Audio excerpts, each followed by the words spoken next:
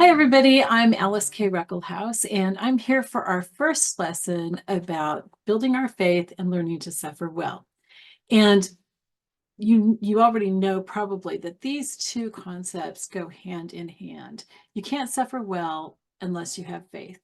And it's hard to have faith if you don't suffer well.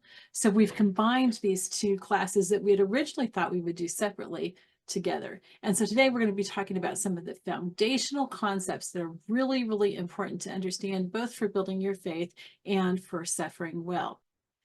And I'm going to tell you a story to help you understand this first set of concepts.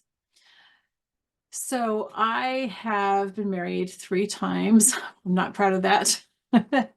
My third husband, after a couple of really, really difficult marriages, my third husband was a wonderful Christian man, and we had kind of a fairy tale marriage. We fell in love almost as soon as we met each other online and on the phone. We spent hours and hours and wrote more than 10,000 emails to each other, and lots of texting and tons of time on the phone. And we knew almost right away that we wanted to be married. It kind of scared me because he asked me to marry him 2 weeks after we started talking. And I'd had that happen a couple times before, and I'd broken up with the men because I just felt like, wow, that is way too soon. And it was too soon for me those other times. But when Bill asked me, at first I thought, oh no, I'm going to have to break up with him.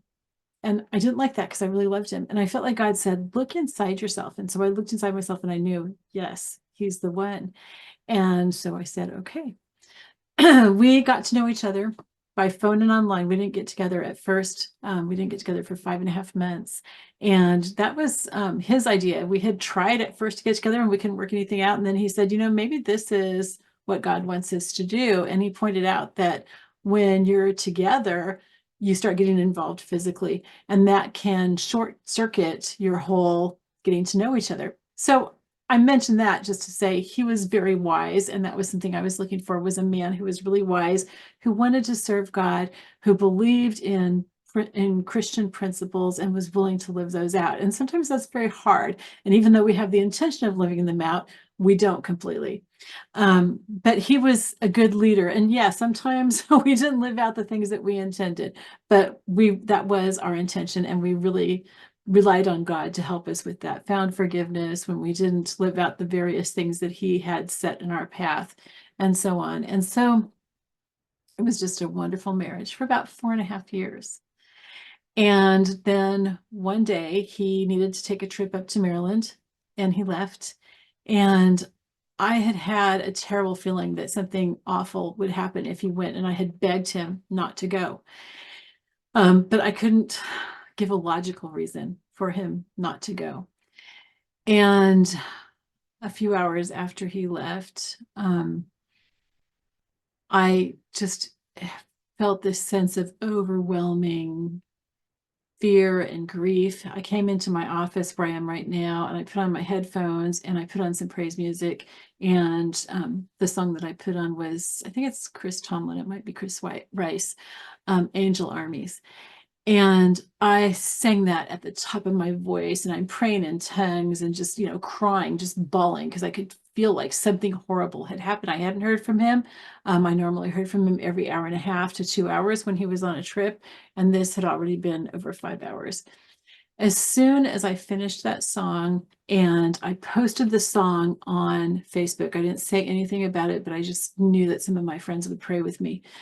And as soon as I took my headphones off, my phone rang, and it was our local police department telling me that there was a state trooper outside my door, and could I please open the door because he needed to talk to me. And I knew then that he had been in an accident. I wasn't sure that he had died, but I kind of suspected that. And when I had the state trooper come into my house and everything, he told me that Bill had been in an accident and he hadn't survived. Obviously, that just about killed me. It was really, really difficult, to say the least. I mean, those of you who have had something similar to that happen, you know that you can't even describe how horrifying and how awful it is. And it doesn't just, go away in a day or so. It hasn't gone away completely yet. I don't know if it ever will. But those first few months of waking up and not having him in the bed beside me, touching his glasses on the table as I was trying to find my own and realizing he wasn't there, just things like that. It was just overwhelmingly horrible. Anyway, there were a couple of things that God brought to mind, and I can't remember if it's the first day that that happened. It's kind of blurry, or if it was the next day. But when he did bring those to mind very soon after Bill died, those became the things that helped me to keep my sanity and to keep my faith. So I'm going to share one of those with you this time, and we'll share the other one a little bit later. I'm not sure if it'll be next week or another week, but one of the principles that just came to me and was solid, and actually what I felt like I was supposed to do was to hold on to a pole like you're in a hurricane, and I could see my body flying out straight. I'm horizontal with the ground. I don't think I could hold on in a hurricane. But that was the concept that came to me as far as how important this was to hold on to. So I want to share with you right now what that is, and I'm going to share that in the context of Bill's accident. And I'm going to give you an opportunity later on to think about how that applies to something that you're going through. Okay, so there were 4 principles, and I'm going to tell you a little bit more about how these principles came to me a little bit later. But right now, I just want to tell you about the principles. The first one is that God is omniscient. Okay, God knows everything. God knew that Bill was going to be in that accident before he introduced us to each other. He knew that before we were even born. Okay, so then we have the second principle, that God is omnipotent. And if you only know those 2 principles, then it can be really confusing. He's omniscient means that he knows everything. He's omnipotent means that he's all powerful. He can do anything. So if he knew ahead of time that that accident was going to happen and he had the power to stop it, why didn't he? And like I said, if you just have those first 2 principles, you can be really angry at God. And you can be very confused and maybe even lose your faith. So it's really important that you know the next concept, and that's that God loves us. He loves us unfathomably. I knew that because I had grown up in a Christian home. I had been a strong Christian all my life. I had really, really relied on God, and he had done so many miracles in my life. And I had been through a lot of suffering and pain before that even. And he had brought me through that, through each of those things. On top of that, there is the ultimate proof of his love, that Jesus died for me. He died for you. He died for all of us. And he went through pain that we as humans can't even understand. He did that for us. So I knew that he loves us. I knew that he loved me, and I knew that he loved Bill. And when I thought about that, I also had to put that in the present tense. He loves me now. Even while I'm going through this horrible thing, he loves me. And he loves Bill. And that I also had to put in the present tense because I needed to understand that Bill was really still alive. He wasn't alive in the sense that we are. He was probably more alive than we are, because when we go through that doorway of death, we become even more alive than we are here on earth. And then the last thing that's also very, very important was that God works all things together for good. We're going to be talking about each of these principles in a couple days as far as like where these come from in the Bible. So I want you to know all of these are biblically based. That's really important. And we're going to talk about how those Bible verses and those passages apply to this. But he works all things together for good. That does not mean, and I understood this already, that does not mean that he works things out the way that we want them. The way I wanted them was I wanted my husband back. I didn't want anything to happen to him. We were deeply in love. And like I said, it was like a fairy tale marriage. It was just incredible. Everybody who met us said, wow, you guys have the best marriage that I've ever known. It was just fantastic. And after all that I had been through in my life, it seemed very unfair to have him taken away. It would have seemed, even if my life had been wonderful, it would have seemed unfair, but it seemed extra unfair because of all that I had been through before. But I understood that God works things for good. Now I can understand how that was good for Bill, if he would be in heaven or eventually getting to heaven if he had to go to purgatory first. But how is it good for me here on earth? And I still am not quite sure about that. I have some inklings now. It's been almost 5 years, and I have some inklings of how that was for my good, but it's still very hard for me to understand. But because my faith had been built over the years, and this is why it's so important for us to help you to build your faith, and for you to help us build our faith. It's not that we're the like major experts or something, but this is just stuff that we want to share with you because it's been helpful to us. But because I had that faith, I trusted that even though I couldn't see how this was going to work out for good, God was going to work it out for good. He will work it out for good. Okay, so I told you that I would tell you how I had learned these principles. So my pastor asked me to share about this at our church a few months after Bill died. And after I shared, he said, Ellis K, were those principles that you just came up with right then? And I hadn't really thought about it. I mean, I could have told you where they came from, but it hadn't really occurred to me how important that was. So here's how those principles came to me. I have a friend, Marilyn Anaker, who is like the wisest woman that I know. Seriously, she's amazing. And she was my pastor's wife when I was 16 years old. And she would occasionally ask my parents if she could take me with her on a trip to a conference that she was teaching at. And I don't know how many times that happened, not very many, but she took me out of school. I was a good student, so it was okay. And I went out of school for the day and drove up with her to help her at these conferences. And that's what I thought I was going for, was to help. But I know now she was building into my life. She was discipling me. And so we had hours to talk in the car as we traveled.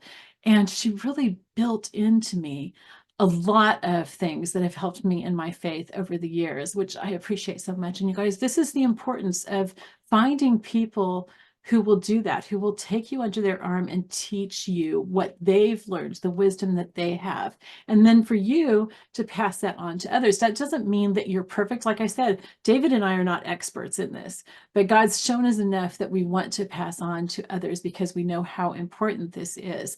And if you have had some kind of growth in your life, pass that on to others too. You're always one step ahead of somebody, and somebody can use it. So anyway, so she built these things into my life, and this was one of the things that she built in, was those 4 principles. She told me about that. We talked about it. I think I was able to apply it in small ways at that time, but I wasn't going through huge suffering when I was in high school. Throughout my life, there were really big things that I was able to apply that to. None of them were as big as losing my husband in a horrible car accident, but that's kind of the point.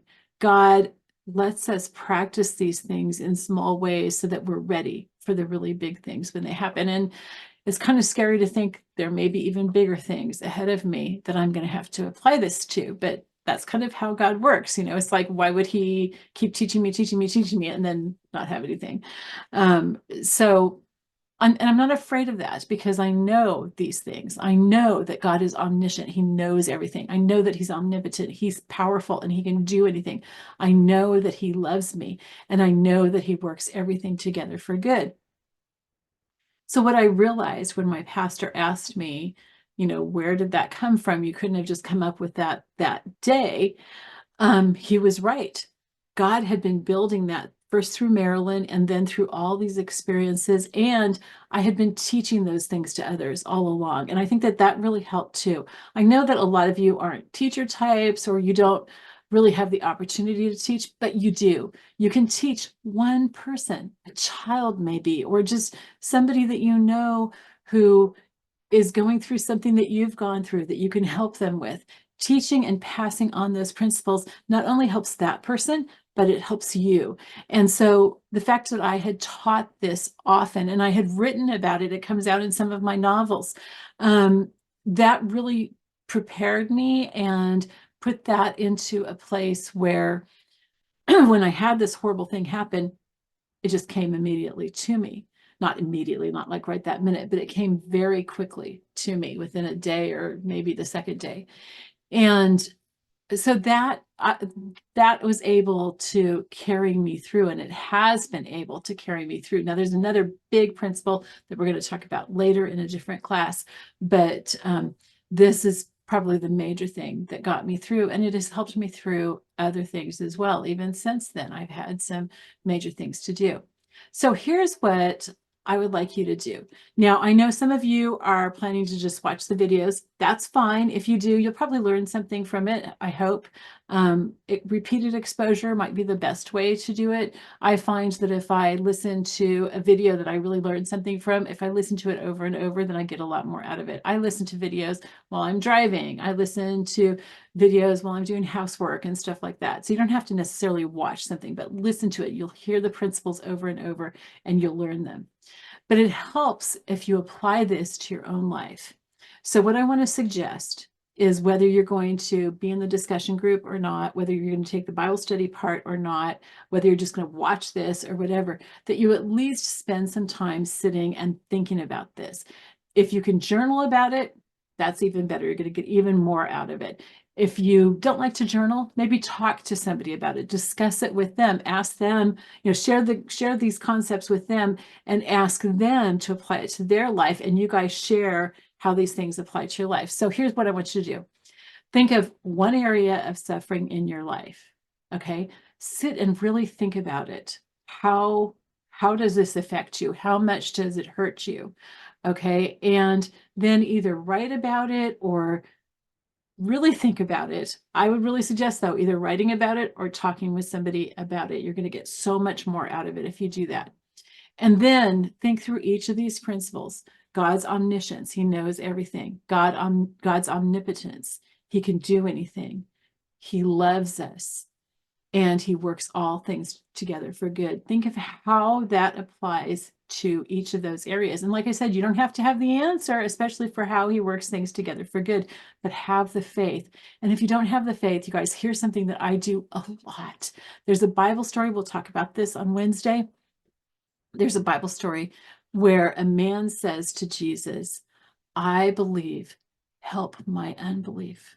Okay, if you find yourself lacking faith, if there's something that you want to have the faith for, just say, Lord, I believe this tiny, tiny bit. Please help my unbelief. And he will give you that faith. It will grow and grow and grow in you. All right, so how can you apply each of those principles to this area of suffering that you have? And it doesn't have to be a big area of suffering. It can be something very, very small. In fact, if you start out with something small, sometimes that's easier. But if you have a huge area that you're suffering in, go ahead and try to apply it to that. If you have a hard time applying it to that, then take something small that you're suffering in. And you guys, this can be physical suffering, it can be emotional suffering, it can be spiritual or psychological suffering, whatever. But take a small area, apply it to that, then maybe try a bigger area, and then a bigger area, and a bigger area. And believe me, if you don't have big areas, they're going to come into your life eventually. Okay, so the more you can apply this to the small areas, the more you'll be ready for the bigger and bigger areas. I guarantee you, you're going to have suffering in your life. Every single one of us does. Okay, so that's all I want you to do for now. Now, some of you are going to want to do the Bible study besides just watching the videos, and we will talk about how the Bible applies to this in the next video. But some of you want to do the actual Bible study. You want to get in and look up verses. We're going to share more verses in the Bible study than we have time to on the video. If you want to have the Bible study, just write to us at the email address below. It's sufferingwell@protonmail.com, but you can copy that from the description box below and put it up in your browser or your email, and write to us and tell us that you want to get the Bible study materials. Okay, so that's free. All of this is free. We'll put you on our email list, and you'll get that. You'll get emails about the Holy Spirit. You'll get other emails that will be really helpful. And then there's a third thing that you can do if you want to, and that's to join our discussion group, which is on Sunday nights when we have the class. It's on Sunday nights at 7 p.m. Okay, that's New York time, by the way. Okay, so we have that discussion group. So if you're on the email list, like you've requested the Bible study questions and stuff, then you will get the link. We send that through email. You'll get the link for Zoom. In the discussions, the group will discuss the things that we've been talking about. And if you need help applying these principles to your suffering, we can all help you do that. The group is just wonderful, you guys. And if you want to join it, we call it our Suffering Well family, but we also have a WhatsApp group. And so we share in there, we lift each other up, and we pray for each other. Sometimes we just joke around or share, profound things that we heard at church or whatever. And it's really, really a wonderful group. Okay, so on Wednesday, we will have our video talking about some of the Bible verses, some of the Bible support or foundation for what I just shared. And then next week, come back on Monday and Wednesday for the next lesson. I love you all. Feel free to put questions down in the comment section. We would love to hear from you. It will help us to know what we need to talk about. And if somebody puts prayer requests in there, you all, I really want to encourage you to pray for those people and let them know that you're praying for them. Whether you do it just that once, you just stop right then and pray for them, or whether you add them to your list and make it an ongoing prayer. Let's all be supportive of each other and be a family and discuss these things together in the description box below. All right, I love you all. Bye-bye.